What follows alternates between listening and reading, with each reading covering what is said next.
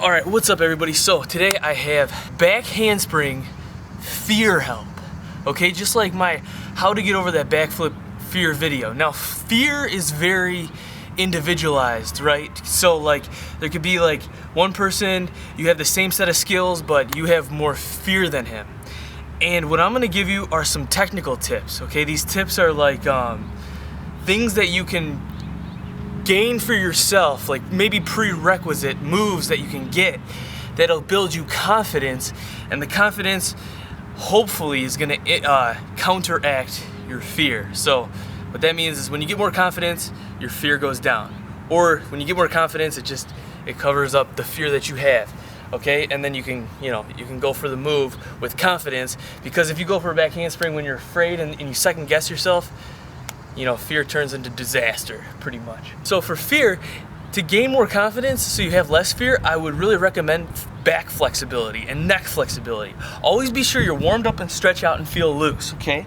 So we do some neck circles and whatnot, and a very good stretch, I push this all the time, a very good stretch is the bridge stretch. Here's an example, that's what it looks like. I have a full tutorial, help you break it down. You start on your stomach, if you can't do that, you start on your stomach like this, and then you work your way, you work that spinal flexibility, and remember always go the other way so you get full balance, okay? You don't want it to be just like one way, because your body will be imbalanced and then things will be compressed in the wrong areas and you can get injured, okay?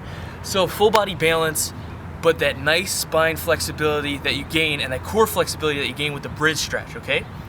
Okay, number 2 now.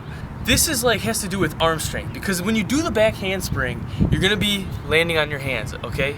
So what I would say is someone who's not too comfortable on their hands, before you start throwing back handsprings or trying to do it, try and hold a handstand for like good 10 seconds or so, okay? And then once you get that handstand down, do this little like hop jumps into your handstand, okay? That'll kind of get you used to to jumping onto your hands and feeling that pressure throughout your arms and your shoulders so you can be ready for it, rather than someone who's just does static handstands and then when they jump in it for the first time, everything just flops because they're not ready for that timing. Okay, so you got the handstands. Another confidence building exercise after the handstand and stuff is the rollback to handstand. So when you do rollback to handstands, you're gonna be kind of getting used to going backwards and then using that arm strength. Little tip for that is if you're going in really close, it might be harder at first, like that might be really too hard. So go a little bit wider for that and then you might be able to get it. And then another tip is if you combine this upper body strength with that back flexibility and you get the roll back and you're feeling pretty confident, you can do these backhand walkovers, okay? That's you might need to use a wall at first, so you go up to a wall and then you can kick off it. That'll build you some extra confidence. But when you do it on the ground, it should look like this. Another tip for that is you might want to go wider arms. It's easier to do when you do it like that instead of like super close. Those are the 3 confidence building exercises, or 4 handstands, those little rodeo jump things, and then you got the rollback handstands, and then you got the walkovers, or so they're called. They're probably called something else, but you can see from the example. And once you get through with some of those, you probably have more confidence because you're gonna have more strength because you can do a handstand in your arms, right? And you could do other exercises like push-ups, blah, blah, blah, blah, blah. But you combine the flexibility and the upper body strength, right?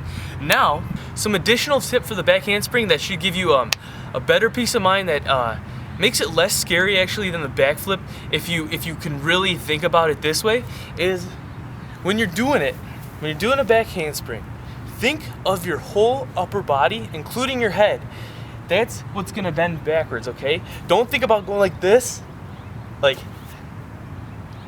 that. No, keep your whole upper body as one when you go back. So that way, for the back handspring, if you land upside down, you're most likely gonna land on your hands first, right?